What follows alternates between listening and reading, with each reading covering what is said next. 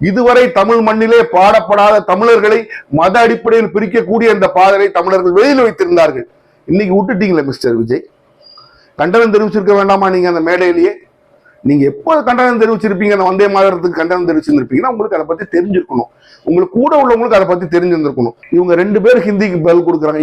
இவங்களோட அருமையா ஹிந்தி பேச தெரிஞ்சவங்க நிறைய பேர் திமுகலையும் அதிமுகலையும் இருக்கிறாங்க. ஏன் பிரதம மந்திரியே இங்க வந்தாலும் முடிஞ்ச அளவுக்கு இங்கிலீஷ்ல தான் பேசுவாரு. ராகுல் காந்தி இங்க வந்தா இங்கிலீஷ்ல தான் பேசுவாரு.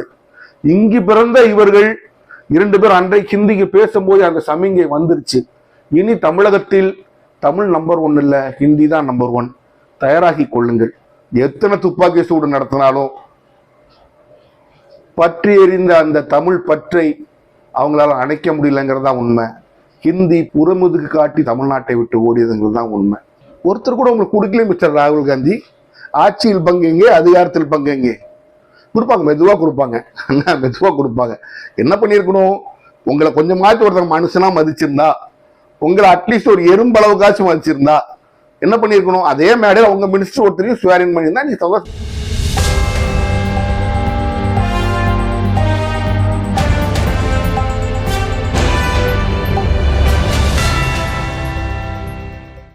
ஹலோ ஃப்ரெண்ட்ஸ், வெல்கம் டு உண்மையும் பொய்மையும். நம்ம சேனலில் வர எல்லா வீடியோக்களையும் தொடர்ந்து பார்க்க நம்ம சேனலை சப்ஸ்கிரைப் பண்ணி பெல் பட்டனை ப்ரெஸ் பண்ணிக்க. காலத்தில் நம்ம கொஞ்சம் பின்னால் நோக்கி செல்வோம். ஆண்டு 1965. பொள்ளாச்சி மாநகரம் ஊரே பற்றி எரிந்து கொண்டிருந்தது. போர்க்கோலம் பூண்டிருந்த அந்த ஊர்ல என்ன நடந்தது? அப்படி இளைஞர்கள் இளைஞிகள் ஊரே கொதிச்செழுந்து கொந்தளிக்க காரணம் என்ன? எதற்கு ஒரு மாநகரமே, ஒரு ஊரே பற்றி எறிகிற அளவுக்கு என்ன நடந்தது அங்கே? நமக்கு தெரியணும் இல்லையா? 1965 ஹிந்தியை திணிக்கின்ற முயற்சியில் மத்திய அரசு இருந்த பொழுது தமிழகமே கிளர்ந்தெழுந்து, குறிப்பாக இளைஞர் இளைஞிகள், இன்றைக்கு நம்ம சொல்றோம் இல்லையா ஜென்சி, அந்த மாதிரி அந்த வயது உள்ள இளைஞர்கள், அன்றைக்கு படித்த இளைஞர்கள், படிக்காதவர்கள் கிடையாது, கல்லூரி செல்லும் இளைஞர்கள் தங்கள் கருத்துக்களை மக்களிடம் கொண்டு சேர்த்து ஹிந்தி திணிப்பு கூடாது, ஹிந்தி நம் தாய்மொழியை அழிக்க வருகிறது அப்படின்னு சொல்லி ஒரு பெரிய புரட்சி எடுத்து அந்த ஊரே பற்றி எறிகிற அளவுக்கு ஒரு பெரிய போராட்டம் எடுத்து தமிழ் உயிர்கள், தமிழ் மக்களின் உயிர்கள் 200 பேருக்கு மேல் பலி போகிறது. உடனே அங்கே சென்ட்ரல்ல இருந்து சொல்லுவாங்க 200 பேர்ல 40 பேர் 30 பேர். ஆனால் கூறுவப்படுவது என்னவென்றால் 200 பேர் அப்படின்றாங்க, சில பேர் 500 பேர்ன்றாங்க, 1000 பேர்ன்றாங்க. ஆனாலும் எத்தனை துப்பாக்கி சூடு நடத்தினாலும் பற்றி எறிந்த அந்த தமிழ் பற்றை அவங்களால அணைக்க முடியலங்கிறதா உண்மை. ஹிந்தி புறமுதுக்கு காட்டி தமிழ்நாட்டை விட்டு ஓடியதுங்கிறது தான் உண்மை. இது பொள்ளாச்சியில் நடந்த ஒரு சம்பவம் மட்டும் இல்லை, தமிழ்நாடு முழுசும் நடந்தது. எத்தனை உயிரிழப்புகள்! உயிரை இழந்ததெல்லாம் யாரு? இளம் மாணவ மணிகள், படிக்காதவங்க கிடையாது. 19, 20, 19, 20, 21, 22 இந்த மாணவர்கள் முன்னெடுத்து சென்ற போராட்டம். விளைவு அன்று கோலச்சு கொண்டிருந்த அந்த காங்கிரஸ் அரசு கவிழ்ந்து திமுக அரசு வந்தது. அப்ப திமுக அரசோட அடித்தளமே எல்லாம், அது சோசியல் ஜஸ்டிஸ் சொன்னாலும் அடித்தளமே ஹிந்தி எதிர்ப்புனாலதான் திமுக அரசு ஆட்சிக்கு வந்துச்சுன்னா, ஆமாம், ஹிந்தி எதிர்ப்புனாலதான் திமுக அரசு ஆட்சிக்கு வந்தது. அது யார் நினைத்தாலும், திமுக யாரு ஆட்சிக்கு வர நினைச்சாலும் அதை விட்டு சென்றார்கள் என்றால் திமுக என்ற கட்சி அழிந்து விடும். அதனால ஹிந்தி எதிர்ப்புல இன்று வரைக்கும் உறுதியா தான் திமுக இருக்கு. 60 வருடம் பின்னால் சென்று பார்ப்போம். இப்ப நடக்குது. இப்ப குறிப்பா விஜய் அவர்கள் ஆட்சிக்கு வந்த உடனே ஒரு ஜென்சி புரட்சி அப்படின்னு சொல்லி அதை சொல்றாங்க. இளைஞர்கள், அப்புறம் மகளிர், அது மகளிர் சில வாக்குறுதிகளுக்கு அவங்களுக்கு ஓட்டு போட்டான்னு சொல்றாங்க. ஒரு மாற்றம் வேண்டும் அன்று சொன்ன அதே வார்த்தை இன்றும் காற்றில் எதிரொலிக்கிறது. ஒரு மாற்றம் வேண்டும் என்று யாரை எடுத்து வைக்கிறாங்க? ஒரு திரை நட்சத்திரத்தை ஆட்சி கொண்டு வர்றாங்க. சரி, அந்த திரை நட்சத்திரம் இதுக்கு முன்னால மாற்றத்துக்கு என்ன செஞ்சிருக்காரு அதெல்லாம் பத்தி எங்களுக்கு தேவையில்லை. இவங்க 2 பேரும் எங்களுக்கு வேண்டாம், இவர் எங்களுக்கு வேணும், எங்க தளபதி எல்லாம் செய்வார்னு கொண்டு வந்திருக்காங்க. மாற்றம் வேண்டும் என்ற அவர்களுடைய அந்த நடவடிக்கை தான் இன்றைக்கு இந்த அரசு ஃபார்ம் பண்ண வச்சதுங்கிறத யாருமே மறுக்க முடியாது. ஆனால் மெஜாரிட்டியில ஃபார்ம் பண்ணல, 35% வாக்கு வாங்கி 107 சீட்ல அவங்க ஃபார்ம் பண்றாங்க. அப்ப 65, 61 ஆண்டுகளுக்கு முன்பு தமிழுக்காக உயிரிழந்த அந்த 400, 500 பேரை குறித்து நான் இன்னைக்கு வருத்தப்பட வேண்டியது இருக்கு, வேதனைப்படுகின்றேன். என் முன்னோர்கள் இல்லையா, நாங்க கிடையாது, எங்க முன்னோர்கள் உயிர் கொடுத்து தமிழை காத்தாங்க. இந்த தலைமுறை அதை ஒரு தமிழை ஒரு பொருட்டாவே மதிக்கலையோ அப்படிங்கிற எனக்கு ஒரு வருத்தம் என்றைக்குமே உண்டு. அதான் இந்த ஸ்வேரிங்னு வச்சு நான் சொல்ல வரல. அதுக்கு முன்னாடியே எனக்கு என்ன ஒரு வருத்தம் அப்படின்னா, பேட்டி கொடுக்கும்போது 2 தாவேகா எம்எல்ஏக்கள், ஒன்னும் ஒரு முஸ்தபா அவர்கள், இன்னொன்று இன்னைக்கு மினிஸ்டரா இருக்க கீர்த்தனா அந்த அம்மா, இவங்க 2 பேரும் ஹிந்தியில் பதிலளிக்கிறார்கள். நெஞ்சு பொறுக்குதில்லை, வலிக்குது. ஏன் தெரியுமா? சாதாரணமா உட்கார்ந்து போராட்டம் நடத்தி காப்பாற்றப்பட்ட மொழி இல்லை என் மொழி தமிழ். சாதாரணமா உட்கார்ந்து போராட்டம் பண்ணி விரட்டி அடிக்கப்பட்ட மொழி இல்லை ஹிந்தி. உயிரிழந்து, உடைமை இழந்து, குடும்பங்களை இழந்து, வாழ்விழந்து காக்கப்பட்ட மொழி தமிழ், துரத்தி அடிக்கப்பட்ட மொழி ஹிந்தி. இன்னைக்கு சாதாரணமா சொல்லிடுறீங்க. இளைஞர்களை ஒண்ணு யோசிச்சு பாருங்க. திமுகலையோ அதிமுகலையோ இருக்கிற எம்பிஸ் எம்எல்ஏஸ்க்கு வந்து ஹிந்தி தெரியாம கிடையாது. அதுல நிறைய பேருக்கு ஹிந்தி தெரியும். ஆனால் என்றாவது யாராவது ஒருவர் பாராளுமன்றத்திலோ எங்கேயோ ஹிந்தியில பேசியிருக்காங்களா? நீங்க யோசிச்சு பாருங்க. ஏனென்றால் தாய் தமிழுக்கு, அதாவது அன்னை தமிழ் தான் நம்ம சொல்லுவோம். நீங்க உங்க அம்மா அப்பாவுக்கு என்ன மரியாதை கொடுக்குறீங்கன்னு தெரியல. நாங்கள்லாம் எங்க அம்மா அப்பாவுக்கும் மரியாதை கொடுப்போம், அதே அளவு எங்க தாய் தமிழுக்கும் மரியாதை கொடுப்போம். தமிழுக்கு ஒண்ணுன்னா எங்களால் ஏற்றுக்கொள்ள முடியாது. இன்று அந்த அவலம் அரங்கேறிக்கும் கொஞ்சம் வேதனையோடு தான் உங்கள்கிட்ட நான் எக்ஸ்பிளைன் பண்ணி பேசுறேன். அப்போ இவங்க 2 பேர் ஹிந்திக்கு பதில் கொடுக்குறாங்க.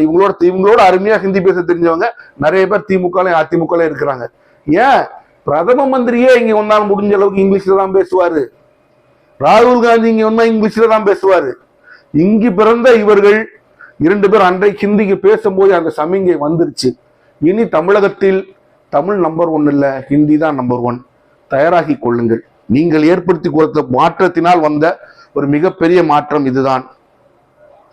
தப்பு செய்யறது தப்பு இல்லை, அதை உணர்ந்து இது தவறு என்று உணர்ந்து கொள்வதுதான் சரியான விடயமா இருக்கும். இப்ப நேரா விஜய் ஸ்வேரிங்கனுக்கு நம்ம வருவோம். விஜய் ஸ்வேரிங்கனுக்கு வரும்போது அது கொஞ்சம் பார்க்கும்போது நமக்கு மனசு கொஞ்சம் வேதனையா தான் இருந்துச்சு. இதுவரைக்கும் நான் தமிழகத்துல நடந்துடாத ஒரு விஷயம் அது, நீங்க நல்லா புரிஞ்சுக்கணும். முதல்ல வந்தே மாதரம் பாடுறாங்க, 2வது நேஷனல் ஆந்தம் பாடுறாங்க. விஜய் அவர்கள் நேஷனல் ஆந்தம் பாடி முடிச்ச உடனே இப்படி கை காட்டுறாரு. தமிழ் தாய் வாழ்த்து இருக்குன்னு அவருக்கு தெரியாது போல. தமிழ்நாட்டுல தமிழ் தாய் வாழ்த்து பாடணும்னு தெரியாது போல. கூட்டம் ஒவ்வொன்னு கத்துது. அதுக்கப்புறம் திருப்பி பாட ஆரம்பிச்சோட கொஞ்சம் இங்கிலீஷ் அமைதியாகிறாங்க. எவ்வளவு அருவருக்கத்தக்க ஒரு கேவலமான விஷயம். தமிழகத்தில் தமிழ் தாய் வாழ்த்துக்கு 3வது இடம். சரி, 3வது இடம். உடனே கேட்டா அவங்க ஒரு என்ன சொல்லுவாங்கன்னா, இது கவர்னர் நடத்துற ஃபங்க்ஷன், இதுல வந்து வந்தே மாதரம் இது இப்படி இந்த ஆர்டர்லாம் ஃபார்ம் பண்ணி, ஏன்னா சர்க்குலர் இருக்கு, அதனால நாங்க வந்து இதை வந்து ஒன்றும் பண்ண முடியாது. சரி, ஒத்துக்கிற கவர்னர் நடத்துகிற ஃபங்க்ஷன். நீங்க என்ன சொல்லியிருக்கணும்? பதவியேற்ற மேடையில ஸ்டாலினை குறை சொல்லுதல் தெரியுது இல்லையா உங்களுக்கு? பதவியேற்ற மேடையிலேயே ஸ்டாலினை குறை சொல்ல தெரியுது. ஆனால் அந்த மேடையிலே கண்டனம் தெரிவிச்சிருக்கணுமா இல்லையா? தெரிவிக்கல. நான் உங்களுக்கு கண்டனம் தெரிவிச்சுங்க இந்திய தேசிய கீதத்துக்கு கிடையாது.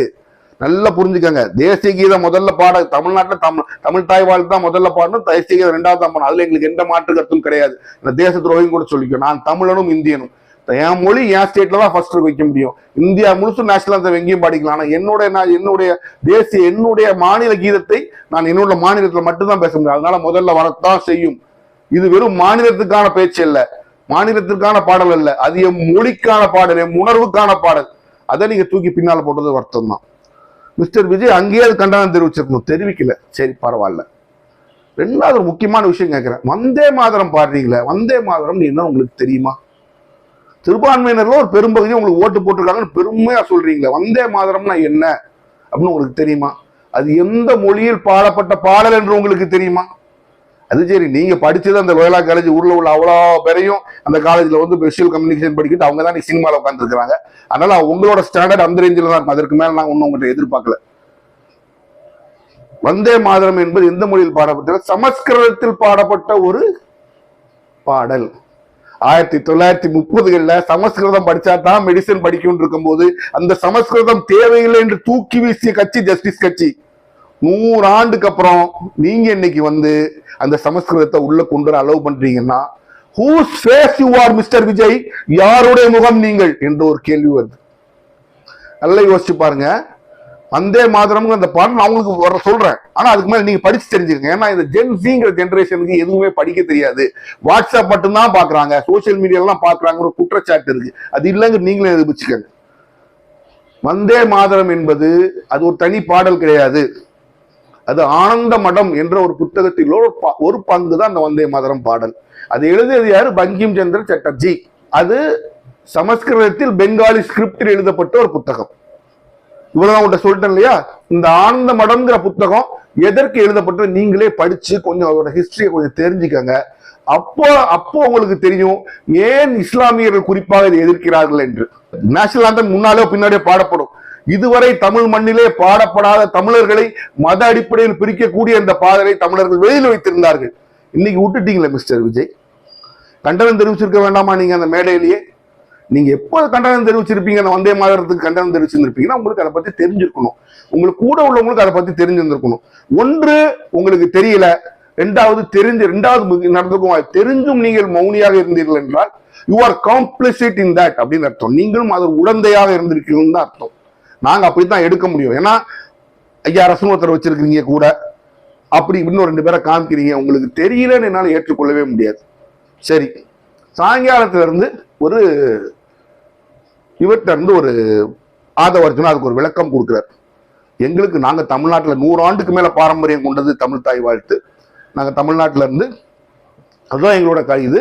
நாங்களும் அதுதான் தமிழ் தாய் வாழ்த்து தான் முதல்ல பாடணும். பட் இது அவசரமாக ஏற்பட்ட ஃபங்க்ஷன், அவங்க கொடுக்குற சர்க்குலர் படி அவங்க ஆர்கனைஸ் பண்ணனால அதை பண்ணிட்டாங்க அப்படின்னு சொல்றாரு. எல்லா மாநிலங்கள்லயுமே எல்லா மாநில மொழியுமே முன்னிலைப்படுத்தணும், 2வது தான் நேஷனல் ஆந்தம் பாடணும், இதுக்கு மத்திய அரசு நடவடிக்கை எடுக்க வேண்டும் அப்படின்னு கேட்கிறார். அவங்க எடுப்பானா 2வது விஷயம், நாங்க இனிமேல் இதை பண்ண மாட்டோம் அப்படின்னு சொல்றாரு. சரிங்களா? எதை சொல்றாருங்கிறது ஒரு தெளிவே இல்லை. அப்போ மாநில அரசு மத்திய அரசு இனிமேல் இதுக்காக நடவடிக்கை எடுக்க வேண்டும் அப்படின்னா நான் என்ன புரிஞ்சுக்கிறேன்னா, மத்திய அரசு நடவடிக்கை எடுக்கலைன்னா எங்களால் ஒண்ணுமே செய்ய முடியாது அப்படின்னு தான் நான் அதை புரிஞ்சுக்கிறேன். அப்ப இனி தொடர்ந்து தான் அப்படியே நீங்க மாத்தி பாடினீங்கன்னா நீங்க ஒரு அஷூரன்ஸ் கொடுங்க, மக்களுக்கு அஷூரன்ஸ் கொடுங்க. வாயை திறந்து பெரிய எக்ஸ்பிளனேஷன்லாம் வேண்டாங்க. இனிமேல் எல்லா தமிழக அரசு விழாக்களிலும் எல்லா சட்டமன்ற ஓப்பனிங் போஸ்டர் கவர்னர் வந்தால் யார் வந்தாலும் முதலில் தமிழ் தாய் வாழ்த்து பாடப்படும், பின்பு முடிக்கும் போது தேசிய கீதம் பாடப்படும். ஒரு அஷூரன்ஸ் கொடுங்க. நீங்க கொடுத்த அஷூரன்ஸே ஃபாலோ பண்ண மாட்டீங்க. நீங்க கொடுத்த அஷூரன்ஸுக்கு அதுக்கப்புறம் வர்றேன், அந்த அஷூரன்ஸ் கொடுங்க. 2வது மிக மிக முக்கியமான ஒரு விஷயம், நான் இஸ்லாமியன் அல்ல இருந்தாலும் சொல்றேன், காந்தி பாடினா வந்தே மாதரம் தானே பாடினாம். நீங்க காந்தி வந்தே மாதரம் முதல் 2 ஸ்டான்ஸா தான் பாடினாரு, முழு ஸ்டான்ஸா ஒன்று பாடப்பட்டது. அது பாட மாட்டோம், இனி தமிழக பங்கன்கள்ல வந்தே மாதரம் பாட மாட்டோம், தேசிய கீதமும் தமிழ் தாய் வாழ்த்து தாங்க பாடப்படணும், வேற எந்த பாடலுக்கும் அங்கு இடம் கிடையாது. அதுவும் கண்டிப்பாக வந்தே மாதரம் ஒன்று அந்த பிரிவினை உள்ள அந்த வார்த்தைகள் உள்ள அந்த பாடலுக்கு இடம் கிடையாதுன்னு நீங்க ஒரு ஸ்டேட்மெண்ட் கொடுங்க. கொடுக்கலன்னா நீங்க அப்படி இந்த ஸ்டேட்மெண்ட் கொடுக்க நீங்க யோசிச்சீங்க அப்படின்னா யூ ஆர் கம்ப்ளிசிட் இன் தட், நீங்க அது உடந்தையாக இருந்திருக்கீங்கன்னா நாங்கள் எடுத்துக்கொள்ள முடியும். சரி, இதை விட்டுருவோம். அப்புறம் நம்ம ஃபங்க்ஷனுக்கு வர்றோம். ஃபங்க்ஷனுக்கு வந்தால் நெஞ்ச மலத்திட்டு வந்தார் ராகுல் காந்தி. சக்குன்னு வந்தார். மேடையில் பக்காரெல்லாம் உட்கார வச்சாங்க. 9 மினிஸ்டர் ஸ்வேரிங் பண்றாங்க. ஒருத்தர் கூட உங்களுக்கு கொடுக்கல மிஸ்டர் ராகுல் காந்தி. ஆட்சியில் பங்கு எங்கே, அதிகாரத்தில் பங்கு எங்கே? கொடுப்பாங்க, மெதுவா கொடுப்பாங்க. என்ன பண்ணிருக்கணும், உங்களை கொஞ்சம் மாற்றி ஒருத்தர் மனுஷனா மதிச்சிருந்தா, உங்களை அட்லீஸ்ட் ஒரு எறும்பளவுக்காச்சும் மதிச்சிருந்தா என்ன பண்ணிருக்கணும், அதே மேடையில் உங்க மினிஸ்டர் ஒருத்தரையும் ஸ்வேரிங் பண்ணியிருந்தா நீங்க சந்தோஷப்படும். மினிஸ்ட்ரி கொடுக்க சொல்ல, உங்களால் ஒருத்தரையும் மினிஸ்டரா ஸ்வேரிங் பண்ணியிருந்தா நீங்க சந்தோஷப்பட்டுருக்கலாம். அது பண்ணல. அப்ப என்ன அர்த்தம், வெகு சீக்கிரத்துல உங்களுக்கு ஒரு பிம்பிளிக்கு விழாவி காத்துக்கிட்டு இருக்கு, வெயிட் பண்ணுங்க. உங்க ஆதரவு ஃப்ளோர் டெஸ்ட் வரைக்கும் மட்டும்தான் திருவாளர் விஜய் அவர்களுக்கு தேவை. அந்த பேக்ரவுண்ட்ல ஏடிஎம்கேல லீமா ரோஸ்ல வேலையை பண்ணி அந்த 47 பேர்ல 30-32 பேரை பிரிச்சுங்க கூட்டு வந்து சேர்த்துருவாங்க. அதுக்கப்புறம் உங்களுக்கு நாய் மாதிரி கூட அவங்க மதிக்க மாட்டாங்க. இந்த அரசு அந்த அதிமுக எம்எல்ஏக்களும் பிஜேபி என்ன சொல்லுதோ அதுபடிதான் நடக்கும், எழுதி வைத்துக் கொள்ளுங்கள். வேண்டாம், கொஞ்ச நாள் ஆட்சியில் இருந்தீங்கன்னா பிஜேபி சொல்றதை கேட்டு நடக்கிற ஒரே காங்கிரஸ் சப்போர்ட் பண்ற கவர்மெண்ட் இதுவா தான் இருக்குங்கிற ஒரு நற்பெயரையும் நீங்க வாங்கிடுவீங்க. அப்ப என்ன பண்ணுவீங்க, திமுக உங்களை சீண்டாது, இங்க இருந்து மிதிச்சு அனுப்பிடுவான். தெருவில் உட்காந்து ஓன்னு கதருங்க, இட் சூட்ஸ் யூ, உங்களுக்கு அதுதான் தகும். அப்படி அதிமுக ஷிஃப்ட் பண்ணுங்க. எடப்பாடி பழனிசாமி அவர்கள் இதுவரைக்கும் ஏதோ பண்ணி தாம் பதவி ரொம்ப அழகா தக்க வச்சுக்கிட்டாருன்னு தான் நான் நினைச்சுக்கிட்டு இருந்தேன். அவனே அவன் சீட்டுக்கடியில் அவரே அவர் சீட்டுக்கடியில் குண்டு வைக்கிற மாதிரி ஒரு காரியம் பண்ணியிருக்காரு. தகுமா? இந்த அரசியல் அறிவு கூட கிடையாது எடப்பாடி பழனிசாமிக்கு. லீமா ரோஸ் அவர்களுக்கு நீ கட்சியில வந்து அவங்க எல்லா கட்சியுமே இவங்ககிட்ட காசு வாங்குற இண்டஸ்ட்ரியலிஸ்ட வாங்கிட்டு விட்டுருக்கணும். காசை வாங்கிட்டு சீட்டா கொடுப்பீங்க. என்னாச்சு உங்களுக்கு தெரிய வேண்டாமா? அங்க வந்து அவங்க கிட்டத்தட்ட நம்பர் 2 தாவேக்கால அவங்க ஆள் தான் அப்படின்னு தெரிய வேண்டாமா உங்களுக்கு? நீங்க எப்படி அங்க மார்ட்டின் அவர்கள் பையன் பாண்டிச்சேரியில பிஜேபி கை வச்சிருக்காருன்னு தெரிய வேண்டாமா உங்களுக்கு? எப்படி நீங்க சீட்டு கொடுத்தீங்க? இவ்வளவு ஒரு அரசியல் ஒரு சிறுபுள்ளித்தனமான ஒரு காரியத்தை செய்யக்கூடியவர் நீங்கன்னா உங்களை நான் பாராட்டினது இப்ப எனக்கு வெக்கமா இருக்கு. இன்னைக்கு என்ன, இன்னைக்கு உங்க சீட்டுக்கெல்லாம் பாம்பு வச்சு வெடிச்சு முடிச்சிருச்சு. இனி உங்களை யாராலையும் காப்பாற்ற முடியாது. அந்த 32 பேர் அங்க போய் சேரத்தான் செய்வோம். அப்ப உங்களுக்கு உள்ள இருந்து உங்களுக்கு அகைன்ஸ்டா வேலை பார்க்குற ஆட்களுக்கு நீங்களே சீட்டு கொடுத்து வச்சீங்கன்னா உங்க அரசியல் இருந்து மெச்சத்தான் வேண்டும். அனௌன்ஸ்மெண்ட்டுக்கு வருவோம். அதே மேடையில 3 கையெழுத்து போடுறாரு. என்ன ஒண்ணு புரிஞ்சுக்கங்க, சிஎம் எங்க இருந்தாலும் அவர் ஆபீஸ் தான். செக்ரட்டரியேட்டுக்கு ஒரு டிக்னிட்டி உண்டு. செக்ரட்டரியேட் அப்படிங்கிறது இங்க சிஎம் உட்கார்ந்து தமிழர் சீட் ஆஃப் தமிழ்நாடு கவர்மெண்ட் தான் செக்ரட்டரியேட். தமிழக அரசின் இருக்கை செக்ரட்டரியேட். அங்க போய் தான் கையெழுத்து போடுவாங்க. மேடையிலேயே ஏதோ ஒரு கவர்மெண்ட் விஷயம் வந்து ரோட்ல போகும்போது பண்ணக்கூடாது, ரோட்ல சாப்பிட்டு போகக்கூடாது, ரோட்ல உட்காந்துட்டு சில விஷயங்கள் பேசக்கூடாது. சில விஷயங்கள் சில இடங்கள்ல தான் செய்யணும். அந்த முதல் கையெழுத்து செக்ரட்டரியேட்லாம் என்ன பொறுத்த வரைக்கும் போகணும். ஏன்னா செக்ரட்டரியேட்டுக்குள்ள டிக்னிட்டி, சிஎம் ரூம், சிஎம் சேர், அங்க உட்காந்து தான் நீங்க அந்த காரியங்களை செய்யணும். சரி போடுறீங்க, என்ன கையெழுத்து போடுறீங்க? 500 யூனிட் வரைக்கும் செலவழிக்கிறவங்களுக்கு 200 யூனிட் ஃப்ரீ. சரிங்களா? அப்ப ஆல்ரெடி 100 யூனிட் எல்லாத்துக்குமே ஃப்ரீயா இருக்கு. 500 யூனிட் உள்ள செலவுக்கு கூட ஒரு 100 யூனிட் ஃப்ரீ. இது மட்டும்தான். சிங்கப்பெண்ணே போலீஸ் ஃபோர்ஸ். அப்புறம் பார்த்தா நர்காட்டிக்ஸ்க்காக நான் தனியார் போலீஸ் ஃபோர்ஸ் அமைக்கிறேன். என்ன யூஸ்? ஆல்ரெடி போலீஸ் ஃபோர்ஸ் தானே இருக்கு. நீங்க எறத்தை குர்ரோன்னு மாத்திட்டீங்கன்னா அது மாறிடுமா? அதே எறம் தானே. இருக்கிற போலீஸ்லயே 10 பேருக்கு சிங்கப்பெண்ணேன்னு போட்டீங்கன்னா அதான் ஆல்மன் போலீஸ் ஸ்டேஷன் இருக்க. இருக்கிற போலீஸ் துறையே 10 பேரை போட்டு நர்காட்டிக்ஸ் ஆல்ரெடி இருக்க நர்காட்டிக்ஸ் நீங்க என்னத்தை கிழிக்க போறீங்க?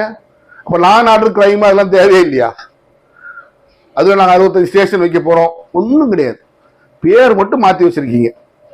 இதுவரைக்கும் விஜயா இருந்த நீங்க ஜோசப் விஜயா மாதிரி இதுவரைக்கும் போலீஸா இருந்தவங்க பேருக்கு நர்காட்டிக்ஸ் போலீஸா மாறுவாங்க. கொஞ்சம் பேர் வந்து இதுக்கு பேருக்கு மாறும். பேர் தான் மாற்றமே தவிர வேற ஒரு மாற்றம் கிடையாது. ஒரு சேஞ்ச் வரப்போறது இல்லை. அப்படி நீங்க ஸ்டேஷன் வச்சீங்கன்னா நீங்க இன்னும் எக்ஸ்ட்ரா ஃபோர்ஸை கிரியேட் பண்ணி போடணும். அதுக்காக நீங்க எதுவும் பேசல, ஒன்றும் சொல்லவும் இல்லை. சரி பரவாயில்ல, விட்டுருங்க. தாலிக்கு நகை கொடுப்பேன்னு சொல்லி நிறைய பேர் வெயிட் பண்ணிட்டு இருக்கிறாங்க. 6 சிலிண்டர் தர்றேன் நீங்க நிறைய பேர் வெயிட் பண்ணிட்டு இருக்காங்க.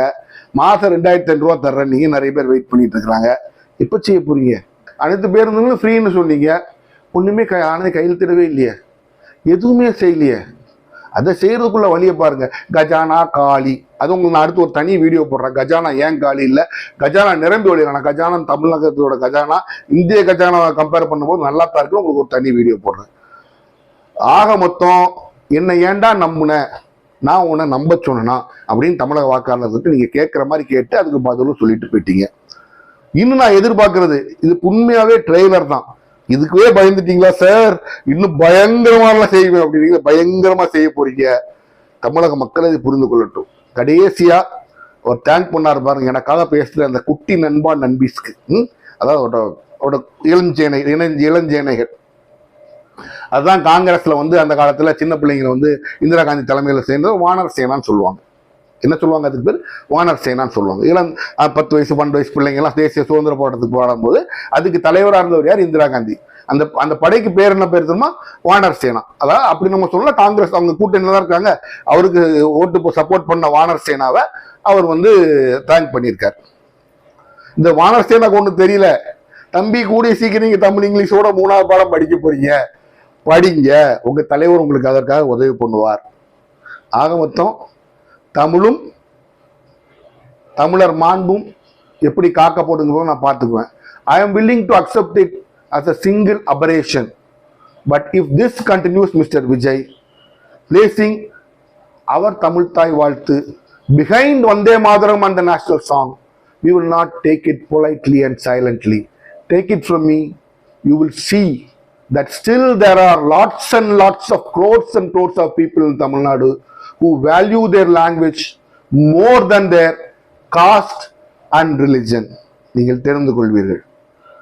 இது ஒரு முறை மட்டும் நடந்த ஒரு தவறாக இருந்தால் மன்னித்துக் கொள்ளலாம். இது தொடர்ந்து நடக்கும் என்றால் பொறுத்திருந்து பாருங்கள். திருவாளர் சிஎம் அவர்களே, தமிழகத்தில் தங்களுடைய ஜாதியையும் தங்களுடைய மதத்திற்கும் மேலாக தங்களுடைய மொழியை நேசிக்கின்ற கோடிக்கணக்கான மக்கள் இருக்கின்றார்கள்.